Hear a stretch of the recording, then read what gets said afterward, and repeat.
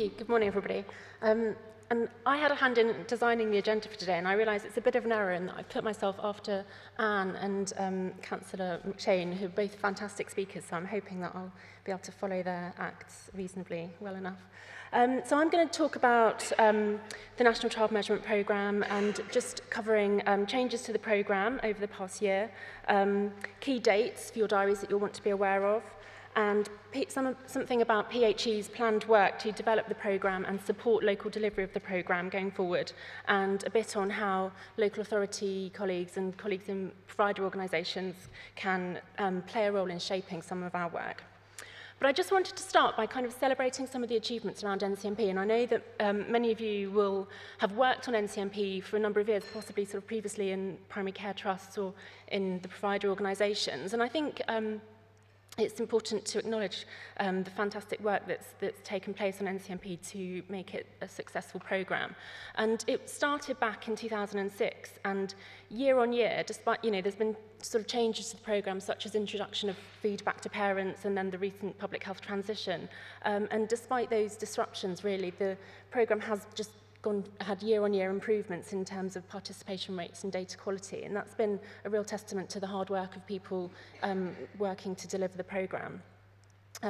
So we've had 100% of PCTs and now local authorities taking part. We've had over 99% of eligible schools taking part, and around 92% of eligible children each year being measured, which is over 1 million children.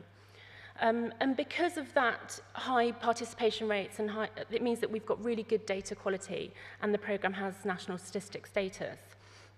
And that means that the data, as Anne and the Councillor have talked about, that means that that data can be used both nationally and locally to really inform understanding and action on child obesity.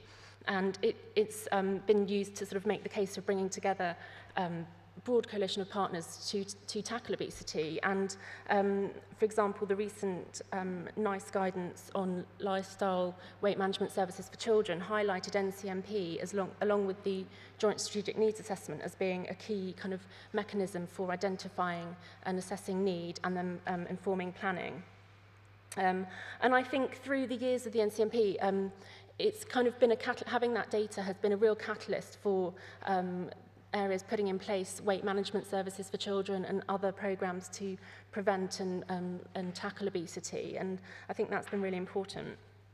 And also, of course, through sharing results with parents, the programme provides an opportunity for that direct engagement with parents and raising awareness of child obesity and the individual child's weight status. As Anne talked about, we know there's this issue of recognition of obesity, particularly in children, and NCMP results go some way to, towards addressing that.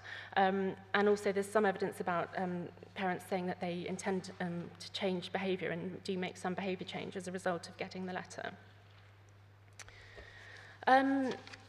So then now we've got the new landscape for delivery of NCMP since April, and the programme is a statutory public health function of local authorities.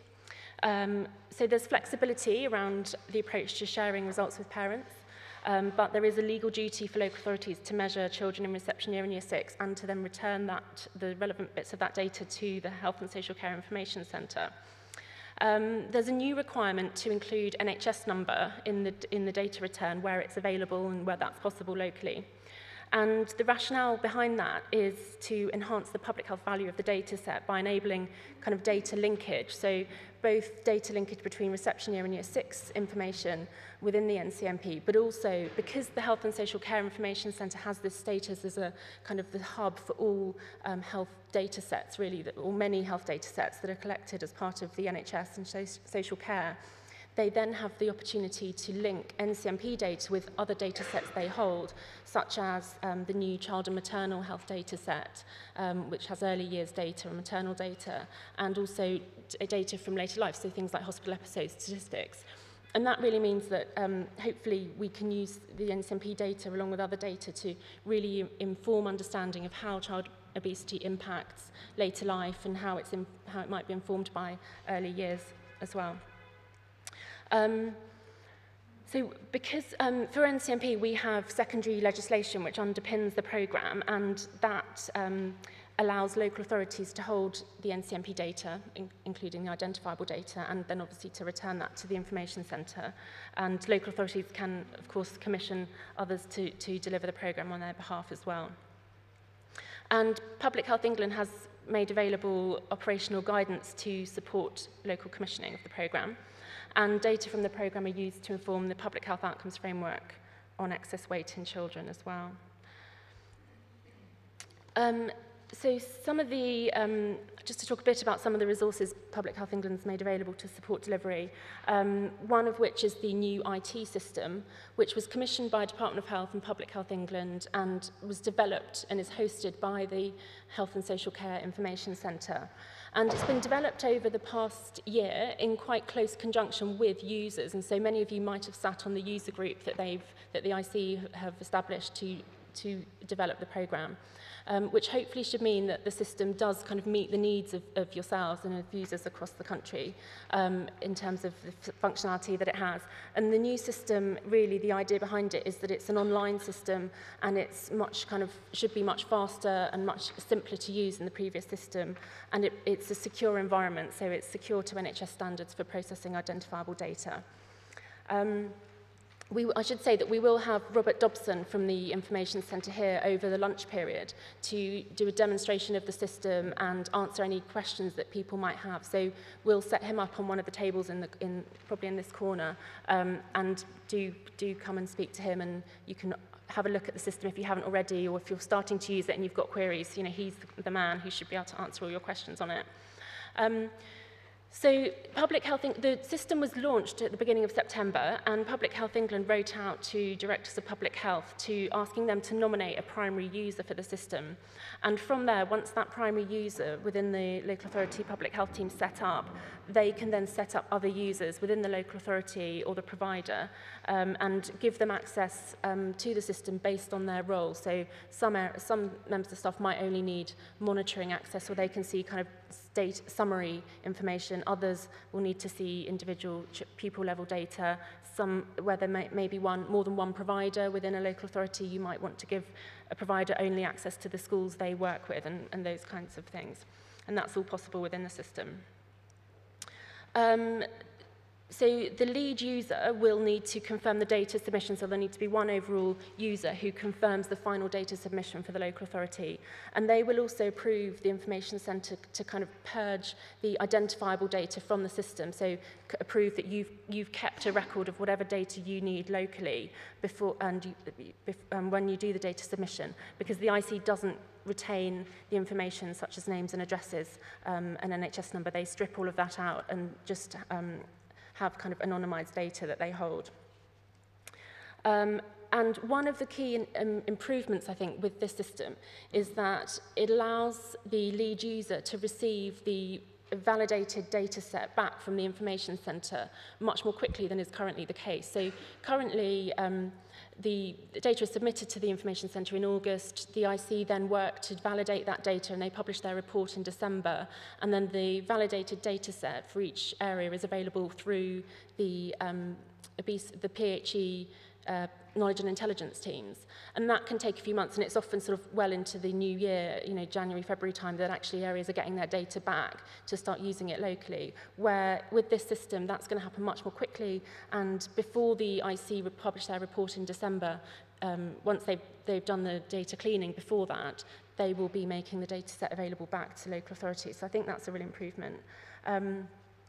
And the system allows for data validation at point of entry, so you can be using the system and entering data direct into the system. So you've got data validation there rather than it being looked at sort of back in the office when if there's anything wrong with the heights and weights recorded, it's often quite difficult to then address them.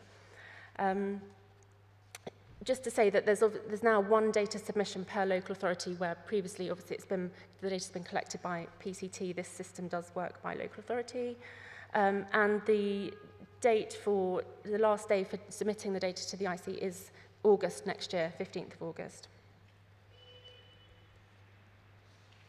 So some of the other work we're doing to kind of develop the programme and further support local delivery, Public Health England has published a briefing for elected members that some of you may have seen, and there are copies available at the table at the back. which is an overview of NCMP that you can use with your elected members to inform them about the programme. There's schools guidance being published this week, I believe, which is a sort of very summarised version, I suppose, of the detailed operational guidance, and it's the key information that schools will want to be aware of around their role in the programme and how they can support the programme. Along with the operational guidance, we've published revisions to all of the template letters, so the pre-measurement letter that goes to parents, so reflecting the new system and the fact that it's now local authorities responsible for the programme, and also results letters for parents. And we worked with the Cabinet Office Behaviour Insight Unit and to look at the letter and understand how we might improve it to increase the likelihood of kind of behaviour change around that letter and increase the salience for parents and simplify it as well. And that was also based on feedback we'd had from people delivering NCMP across the country as well. And we're taking that work further forward in terms of working further with the Cabinet Office to actually test different approaches to feedback. So we're looking for local authorities across the country who might be willing to work with us to do this, to actually test not only the national template letter, but kind of different approaches as well. So there's again a one-page leaflet at the back which just gives a bit more information about this work.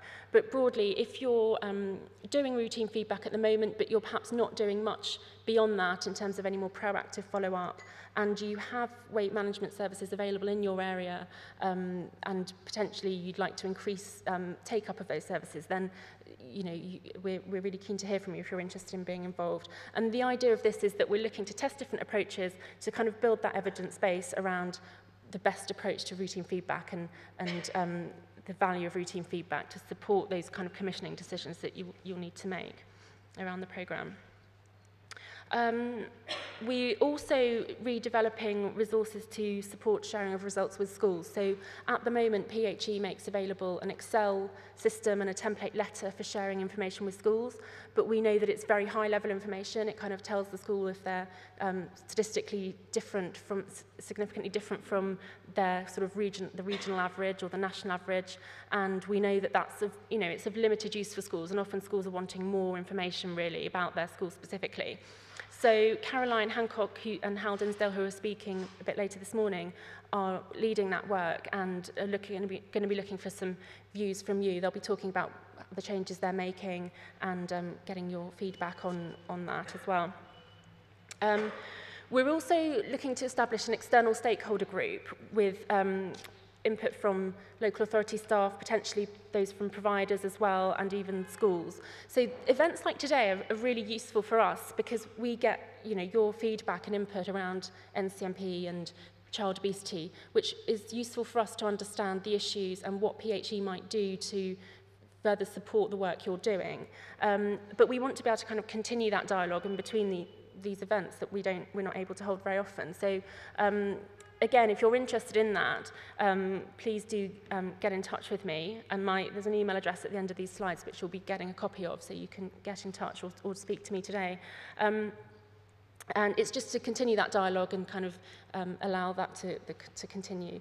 And because we are looking for people across England to be part of this group, it would be a virtual group, so we wouldn't be expecting people to attend lots of meetings or anything like that. It would be looking to use digital means for engaging with you. Okay, and then just the final 2 points around building understanding of delivery issues and sharing of case studies. I think that's one of the key roles of PHE really, is around sort of building evidence base, sharing examples of good practice that's taking place across the country. And so today is part of that, and I know we're going to hear later from Lambeth and the growth boroughs in London about some fantastic work that's going on. But again, the external stakeholder group and also the workshop just before lunch is an opportunity to discuss a bit more around issues that perhaps PHE can have a role in supporting, resolving, and also sharing good practice as well. So just briefly to say that the Information Centre will be publishing their report of the NCMP data on the 11th of December, so do look out for that. And this will be the first year where the children from reception year are now in year 6, so there's possibly something, hopefully something interesting that the IC will be able to say about how the rates have changed since these children were in reception year. And the validated data set will be available through the PHE knowledge and intelligence teams for this year, and then from next year it will be available through the IT system, as I've mentioned. So just briefly to take home messages, I think NCMP is well positioned for the future, given that it's a statutory function, but I think there's some work to do around building the evidence base for routine feedback and looking at the best approaches to that and how NCMP can be kind of integrated into the wider work around child obesity. As I've mentioned, there's the public health outcome framework on excess weight in children, which uses the NCMP data. As Anne has talked about, obesity and child obesity remains a priority for DH and for Public Health England, and we are looking to support you to tackle child obesity through provisioning of tools and resources and the evidence base around what works. I won't go through this because you will be getting the slides, but this is just a list of places where you can get further information and an email address at the bottom where you can contact our team at PHE. Thank you.